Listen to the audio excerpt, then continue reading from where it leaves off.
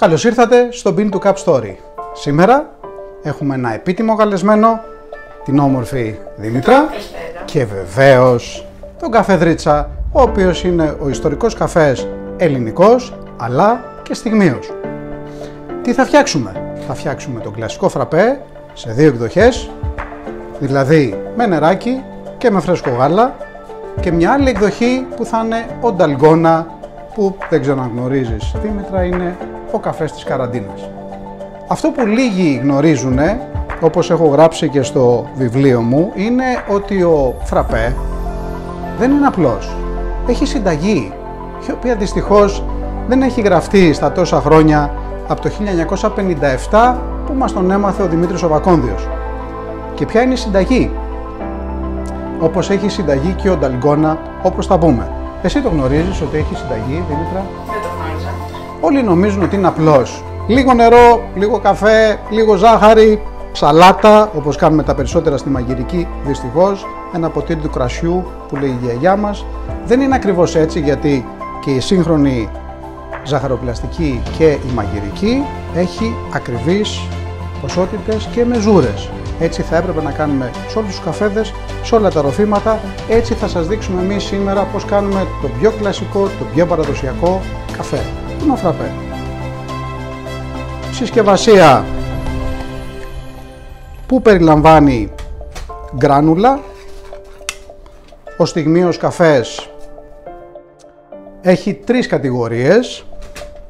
Έχει τον granulated, δηλαδή μικρά flakes καφέ, έχει τη σκόνη που συνήθως είναι σε επαγγελματική συσκευασία, και έχει και το golden, δηλαδή κομμάτια καφέ. Εμείς σήμερα θα χρησιμοποιήσουμε το πιο κλασικό, αυτό που μπορείτε να βρείτε στο σούπερ μάρκετ, δηλαδή το granulated. Ποια είναι η συνταγή μας για αυτό το ποτήρι, το οποίο είναι το πιο κλασικό? 400 ml ποτήρι, χρειαζόμαστε 40 ml νερό, ή αν έχετε μεζούρα, 2 μεζούρες. Σε κάθε περίπτωση ό,τι είναι εύκολο να έχετε στο σπίτι σας. Εγώ θα βάλω 2 μεζούρες νερό, 1 μεζούρα καφέ για τα 400 ml, δηλαδή 7,5 γραμμάρια, και 1 μεζούρα ζάχαρη για το γλυκό. Σε αντίθεση, στον Νταλγκόνα, όπως θα πούμε μετά, χρειαζόμαστε 2 μεζούρες καφέ, 2 μεζούρες νερό και 2 μεζούρες ζάχαρη, που σημαίνει ότι φτιάχνουμε σχεδόν τη διπλάσια ποσότητα.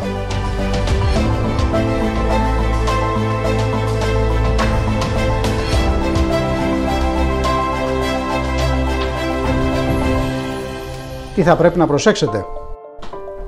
Όταν χτυπάμε με το μιξεράκι χειρός, με τη φραπιέρα, με ό,τι έχουμε διαθέσιμο, νομίζουμε ότι άμα κρατήσουμε τον αναδευτήρα στον πάτο του ποτηριού θα λιώσουμε τη ζάχαρη.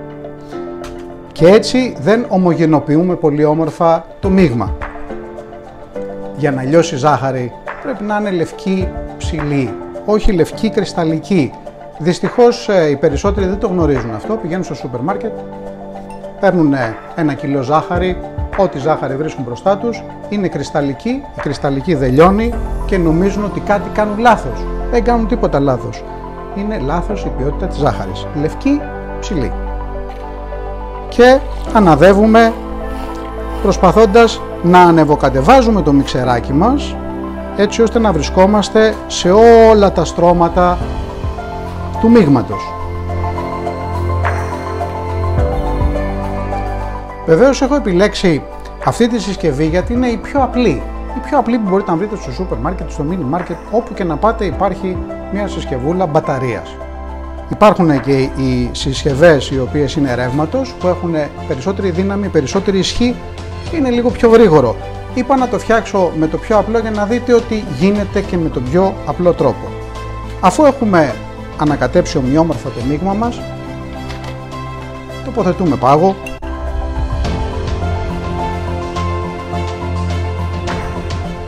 Άλλο ένα μικρό μυστικό, γαργαλίστε το. Τι γελάτε, Μητρά? Το γαργαλάω.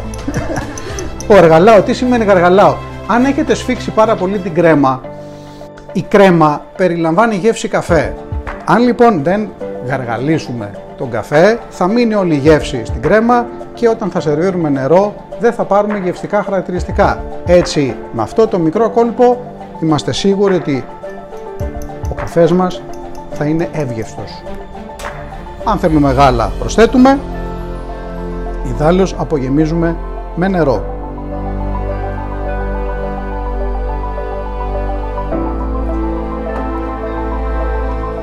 Όπως θα παρατηρήσετε, φεύγει η γεύση από την κρέμα και οδηγείται στο ρόφημα. Βεβαίως, σιγά σιγά για να προετοιμαζόμαστε, βιοδιασπόμενα καλαμάκια, γιατί το πλαστικό καταργείται και πρέπει να φροντίζουμε και εμείς για το μέλλον θα αφήσουμε. Πολύ ωραίο φραπέ. Θα μας πει βέβαια τη γνώμη της η Δήμητρα που θα είναι πολύ αυστηροκριτής, είμαι σίγουρος.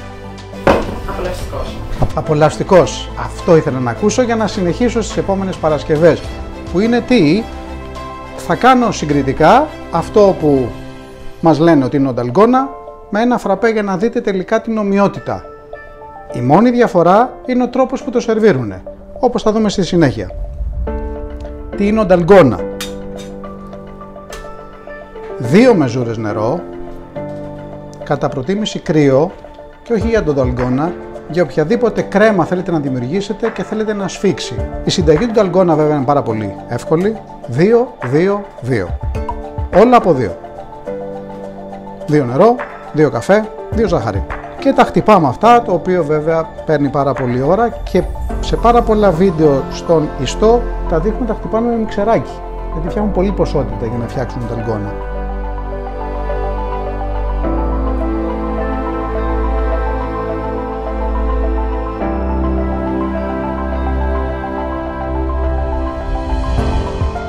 Και όπως βλέπεις αγαπητή Δήμητρα, παίρνει forever για να το κάνεις αυτό. Ευτυχώς που έχω παρέα, αλλιώς θα βαριόμουν να το κάνω όλο αυτό.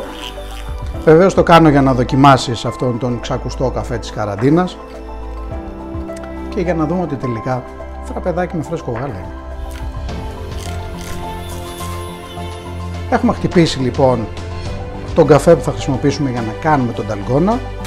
Πάμε να κάνουμε και ένα φραπέ ακόμα για να δούμε πόσο ίδια είναι αυτά τα δύο ροφήματα.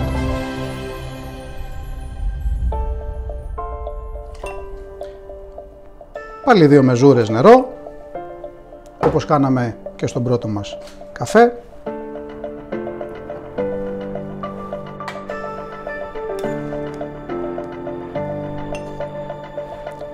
Πάλι 1 ζάχαρη και 1 δόση granulated φραπεδάκι, στιγμιαίο δηλαδή.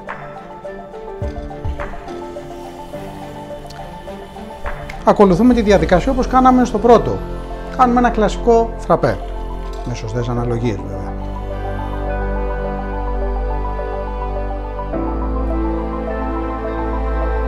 Έτοιμο. Τι θα κάνουμε τώρα? Πάγο και αντί για νερό, φρέσκο γάλα.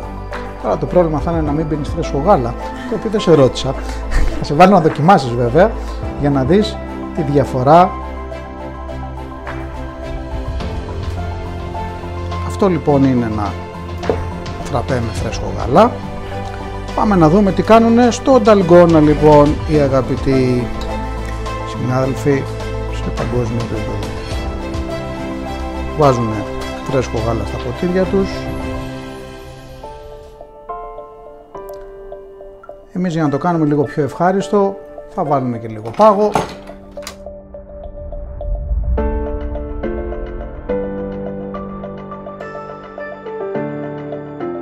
Και βάζουν από πάνω την κρέμα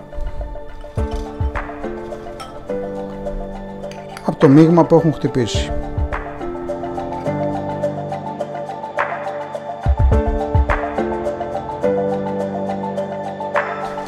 Βεβαίως, αντί για γάλα μπορεί να χρησιμοποιήσετε οποιοδήποτε ρόφημα αμυγδάλου, βρώμης, σόγιας, χωρίς λακτόζη, υπάρχουν πάρα πολλές επιλογές.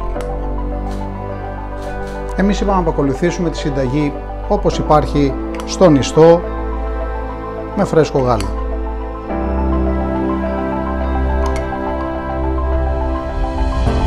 Ποια είναι η διαφορά λοιπόν μεταξύ αυτών των δύο συνταγών? Είναι ότι ο καφές μπήκε από πάνω από το γάλα, ενώ εδώ το γάλα το ρίξαμε μετά. Αν λοιπόν, που δεν θα το κάνω βέβαια, θα σε βάλω να πιείς κατευθείαν, θα έρθει όλος ο καφές χωρίς γάλα, σε αντίθεση στο φραπέ που βάλαμε το φρέσκο γάλα και πάλι με ένα πολύ ωραίο βιοδιασπόμενο καλαμάκι. Αυτό που θα πιείς θα είναι καφές με γάλα μαζί. Για να μπορέσεις να απολαύσεις αυτό θα πρέπει να στο ανακατέψω, να στο ομογενοποιήσω και να σε περιποιηθώ βεβαίως, και θα δεις ότι τελικά αυτά τα δύο ροφήματα θα έχουν καταλήξει ίδια.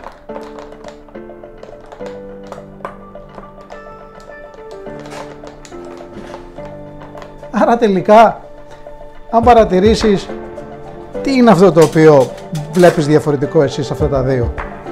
Τώρα που τα ανακάτεψα, είναι ακριβώς ίδια. Βεβαίως, όταν μας το σερβίρουν έτσι, μας το δείχνουν στο βίντεο, μας το δείχνουν σε ιστοσελίδες και σε φωτογραφίες, νομίζουμε ότι είναι κάτι διαφορετικό. Αλλά αν τα αναδεύσεις, είναι ουσιαστικά ένα φραπέ με φρέσκο γάλα. Δοκίμασε λοιπόν τη διαφορά να πιείς από το χείλος, να δεις ότι θα νιώσεις περισσότερο την κρέμα και τη γεύση του καφέ. Και δοκίμασε τώρα το φραπέ να μου πεις πού υπάρχει διαφορά. Η γεύση είναι ίδια. Είναι ίδια. Είναι η ίδια γεύση. Η μόνη διαφορά είναι ότι στον καφέ της καραντίνας πίνανε χωρίς καλαμάκι, ενώ εμείς το πίνουμε με καλαμάκι. Και βεβαίως και αυτό, αν στα ανακατέψω όπως έκανα στον μπαλκόνα, θα μπορέσεις και από εδώ να πιείς χωρίς το καλαμάκι. Γιατί όλη η ιστορία είναι να μαλακώσω την κρέμα. Αν σου πάρω το καλαμάκι λοιπόν, μπορείς να το πιείς ακριβώς όπως έκανες και με τον νταλγκόνα. Είναι ακριβώς το ίδιο. Είναι ακριβώς το ίδιο. Άρα λοιπόν, ο καφές της καραντίνας ήταν αυτό που πίνουμε από το 1957 στην συνταγή του Δημήτρη του Βακόνδιου. Είναι στιγμίως με φρέσκο γάλα. Ευχαριστώ που ήσασταν μαζί μας. Σας περιμένω σε ένα επόμενο Bean to Cup Story. Ευχαριστώ Δήμητρα. Ευχαριστώ και το Βρίτσα για την υπέροχη προσφορά του και για τον όμορφο καφέ που μας παρέχει.